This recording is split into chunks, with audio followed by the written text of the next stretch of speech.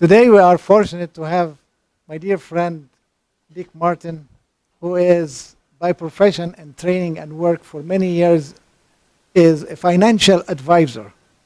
And I found him after many years more of an advisor, although he's excellent in financial advising. But he is a kind of man who is a thinker, deep thinker, and understanding. He is a man of understanding, if you know what I mean. And one of the reasons why I invited him to come here and share part of his life with you is that I told you I want you to leave this class a man of understanding, a woman of understanding. That's the best thing in life. I wouldn't be proud of you if you become the best technologist in the world and you become a failure as a person. And I have met many people who are good technically, but they are failure as human beings. Say hi. Big one. Hi. Very good. Very good. Now, without much ado, I want you to give a warm welcome to our guest speaker. Please.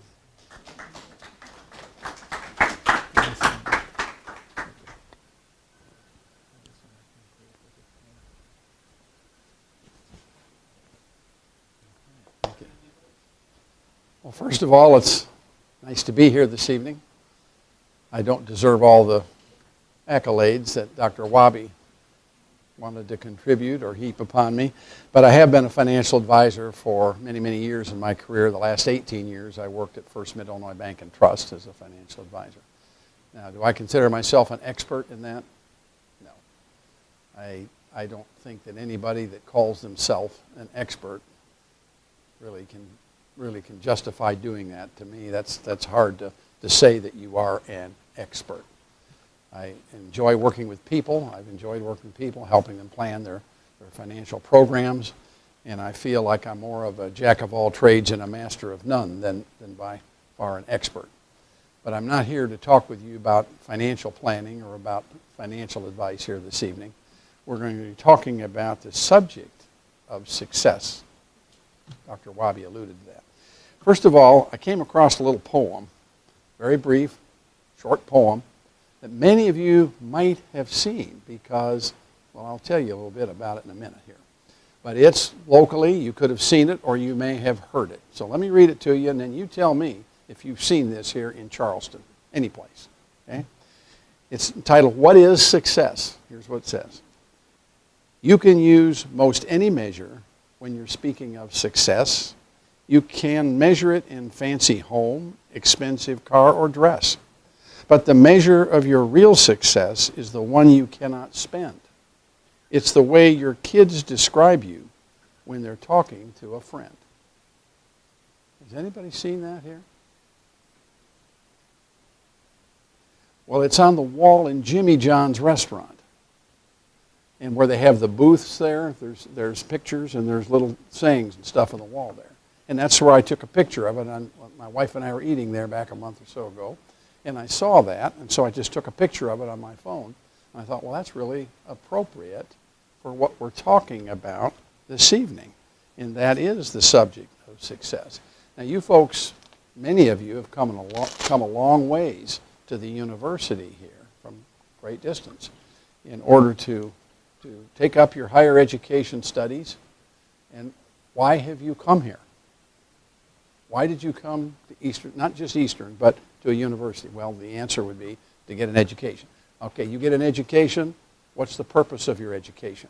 Anybody, what's the purpose of your education? I'm sorry? Better life. Okay, good answer. Anybody else? Pardon me? I can't. Okay, yes, absolutely. And excuse me because I do have a little bit of a hard of hearing problem, so I apologize for that. For knowledge, okay. While we're on it, and this is a little bit off the subject, but knowledge in itself doesn't do us much good unless we translate that knowledge into understanding, and then the understanding into wisdom. What is wisdom? It's the application of the knowledge. So we could have all the book knowledge in the world, But if we can't take that knowledge and put it to good use, it is really of very little value, isn't it? And so that's where the wisdom comes in. It's the application of knowledge. And that's true with success, because success, well, let's say, what is the opposite of success? Failure, all right? However, what could be worse than failure? How about false success? Now, why do we say that? Well, false success could be worse than failure, because when you fail at something, you can learn from your experience. You can kind of pick yourself up. You can see what you did wrong, how you acted, or what you did wrong, and take steps to correct the situation. And hopefully you can resolve to do it better the next time. But false success is different, because under its influence, you think you are winning when really you're losing. By the time you see the need to change, it might be too late. And that's why false success is worse than failure. So consider an example. Ask yourself this. What good will it do a person if he gains, or she, the whole world, but loses his life or her life? In other words, you acquire all kinds of material things. You've got fame and fortune, but you die at age 40. Because perhaps you worked yourself to death. And so that thought could well apply to those who devote themselves to the pursuit of money and all it can buy, which is really the epitome of false success. Thinking only in terms of the next major promotion. Now this is a quote, so I'm going to read it. Thinking only in terms of the next major promotion, making more money or acquiring more stuff, fails to feed the soul, says career counselor Tom Denham. He goes on to say, simply measuring success in monetary terms is shallow and will leave you empty in the long term. End quote. So when we think about these things, it makes sense. And hopefully what we talk about this evening will make sense and give you some food for thought. Because that's what a part of our education is, to become better people. And so many people would agree of what we just said, because a study that was done in the United States said that having a lot of money came in 20th out of 22nd out of 22 contributors to having a successful, happy life. So the bottom of the pile. So even a lot of people realize that just making money and acquiring stuff or position or fame is not really the important thing. Closer to the top of this survey list were things like good health, good relationships, and a job that we really enjoy. We really enjoy working at. So clearly, many people can actually distinguish mentally between false success and true success. But the tough part is to put it in action. That's where it becomes more difficult. It's more challenging, in other words, to make decisions that reflect the proper view of success. It's like a lot of things. We can mentally assimilate it, we can understand it, we can think about it, but when it comes right down to putting it in practice, sometimes that's the more difficult thing. And so what we're talking about here this evening will hopefully give you something to take home with you. We're going to pass out something, in fact, right now, because we're going to take a little quiz. Now, you're not graded on this. I saw everybody's eyes look up like that when I said a quiz. No grades. This is for your benefit only. And what it is it's going to help us to see just what we're talking about, the difference between true success and false success. Now, Dr. Wabi is going to pass out these papers. And this is for your good anyway. I mean, this is just something you can use. But we'll talk about the results here after we have a little bit further discussion here. Now what we want to talk about is how to achieve true success. It's one thing to understand the difference between true success, false success, failure, but how do we achieve true success? Well, a proper view of success does not teach that success is only attainable or available to just the select few or the fortunate few. And it also doesn't endorse the storybook fantasy that if you just follow your dreams, everything's going to work out well. That notion is often spoon-fed to children at an early age, and that's not a good idea. And this is going to likely lead to disappointment. The fact is that real success can be attained by anyone. Everyone in this room, anybody can attain real success, but it requires effort. And so that's what we're going to be talking about are some principles here. There's 4 principles that are listed on that second sheet that you have, and we're going to just briefly consider these with maybe a little more explanation. So one principle that will help us is that it says, a lover of silver will never be satisfied with silver, nor a lover of wealth with income. In other words, no matter how much you make, no matter how much you do. So some people, if that's our love, if wealth is our love, we'll never be satisfied. You'll just never have enough. And it means that a materialistic lifestyle is not a guarantee of satisfaction. In fact, it tends to do the opposite. In fact, here's a quote. It says, people whose primary motivations are financial are much more likely to be anxious and depressed than people who value strong relationships with others. And that's by Dr. Jean Twenge, who wrote her book, Generation Me. She goes on to say there that research consistently finds that money cannot buy happiness. After you reach a subsistence level, income is not significantly related to life satisfaction. And that we see time and time again. You may know of people who acquired great amounts of wealth, fame, and fortune, and they worry how they're going to protect it. Or there's somebody that's trying to get it from them. A good example of that, people that win the lottery. Sometimes people win millions of dollars in the lottery. And the follow-up articles on these people is they're miserable because everybody's trying to grab their money. They don't know what to do. They're worried about it. One thing or another, they're not really happy. Once we have the things that we need and the things that the basic wants that we have and things that can make our lifestyle pleasant. And by the way, there's nothing wrong with money, and I've been a financial advisor. I help people accumulate investments. So we're not talking about there's nothing wrong with money. We're talking about the love of money that can create the problem.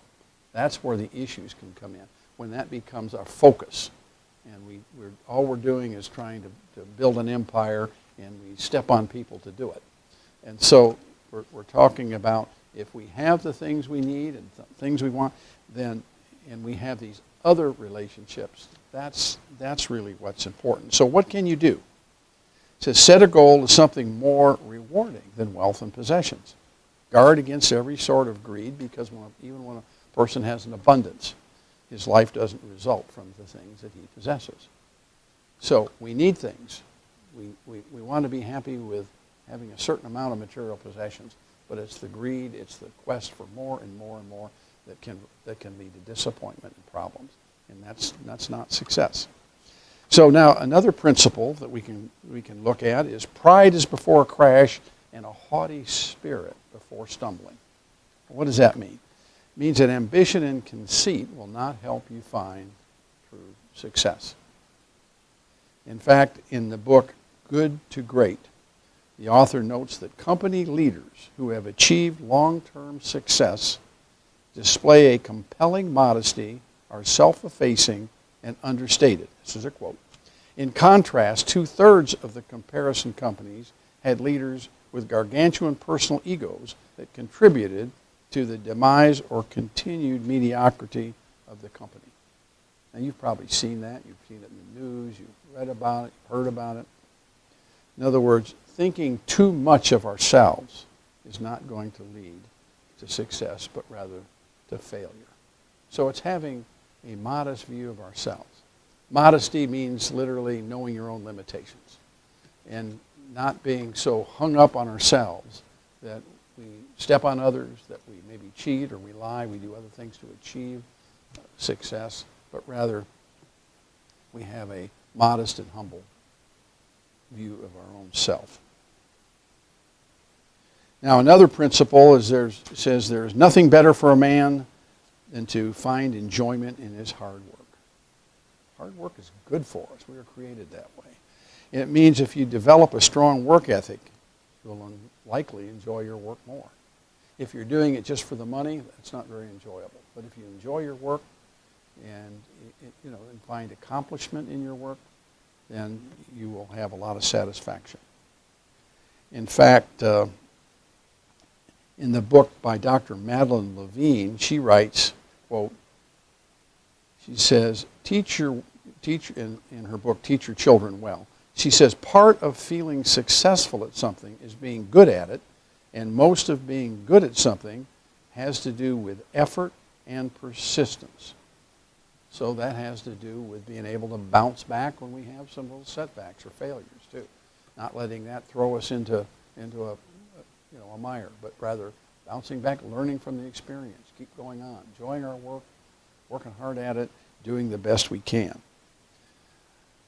So what you can do, work hard to become proficient, do not give up when faced with obstacles, and if you have children, help them according to their age and ability. Give them the opportunity to work through their problems. What some people do is if they have the means, they give their children everything they want. So what kind of children are they going to grow up to be? What kind of adults? Probably brats. So if you help them to learn, you help them to be able to solve their problem. Don't do everything for them, because they have to learn along the way with good guidance from you as a parent. Don't be hasty to rush in and fix all their problems for them. And young people actually will find genuine satisfaction and acquire good training for adulthood when they develop the ability to bounce back, the resiliency, and be able to solve problems. So you're helping them along the way. Now, another principle is a live dog is better off than a dead lion. What does that mean? It means if you're a hard worker individual, your job should be a part of your life, but not your whole life. Really, how successful you are how successful if you're at the top of your profession and you're the CEO of your own company or whatever it might be, the star of the show, then what if you have no family life as a result? You may end up in divorce, your children don't get the proper training. So if you lose your health as a result of working so hard that you spend all your time in your job, is that good? Is that real success? No, it's not. People who are truly successful endeavor to keep their work, health, and family life in a proper perspective. So what can you do? Take care of yourself. Get proper rest. Eat nourishing meals. And don't become a workaholic. Because when you become a workaholic, then you're making sacrifices of health, family happiness, and everything. Friendships for false success. Now let's take a look. Let's take a look at the little quiz that you did. Take a look at your sheet there. All right. Let's analyze that a little bit. If you said, in your answers there, if you said that Tim and Rachel, or for that matter all of the individuals listed there, were successful, then you might be measuring success by results only, regardless of the means by which the results were achieved.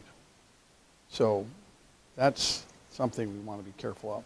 On the other hand, if you chose only Santosh and Anusha, you're probably measuring success by a person's character in their work. And that's their work ethic, and that's the thing that is important. It makes sense to do so. And so consider the following examples.